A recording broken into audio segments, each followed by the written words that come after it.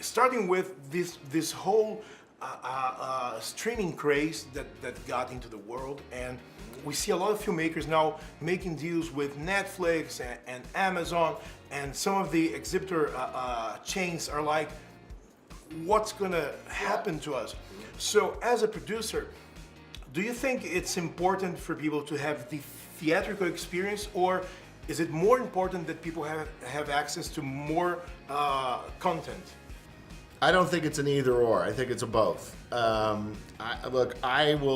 be fighting to my death for the theatrical experience. It is. I don't think you cannot replicate it. So there are certain kinds of movies that I think really suffer when you don't see them in the theatrical sense. A movie like Bumblebee is so much bigger than a small screen.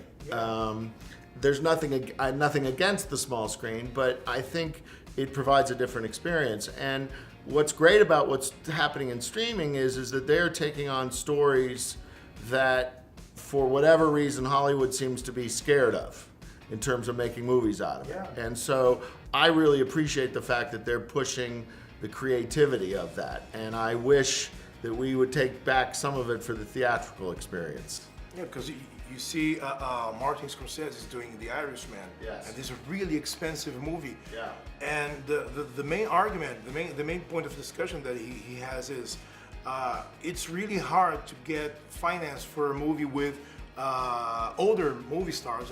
They're not drawing the audiences from that price tag. So in that sense, Netflix is making it happen. But yeah, no, it's adding to the experience, I think, and that's great, you know. And I think it's natural at first to look at things as cannibalizing each other, but I think we'll find that equilibrium, and I think they will both coexist, you know. And I think what will happen also is when we see success on the streaming services of certain kinds of content, I think it begins to make the people in Hollywood go, well, maybe we should be making those movies, you know. That's my hope. When you see the markets in the world, especially China, that the whole Transformers franchise is like huge in China. So when you guys build a movie these days that you have like a really hefty price tag, do you have to think of these small factors? We need to play in China, we need to play in other markets. How do you guys balance the financial needs with the creative needs? Well, the truth is we have to play everywhere. So you can't really think about it in one term, you know. You have to try to, and my experience is basic human emotion is universal, you know. And so as long as you're dealing with that, it translates everywhere. As soon as you get into politics, that's a different question, you know. And so, you know, I think probably some of the bigger movies are steering away from politics because it does make plays different in different markets. China is so interesting because what we found out, we didn't know this when we did it, was in the 80s, China only let in 2 animated kids movies or television series.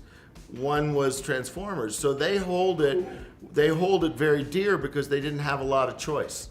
And so it's so important to the Chinese. It's really very interesting. So that's why Star Wars doesn't translate that well in China. So yeah, so an adult has very much like an adult heroes. I grew up with them, but there they only had 2 choices, so we're one of 2.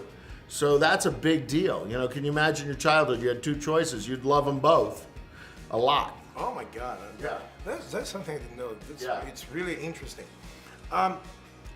When you're going to present your movies to the markets worldwide, to the exhibitors, and you go to Show West, it's like CinemaCon right now.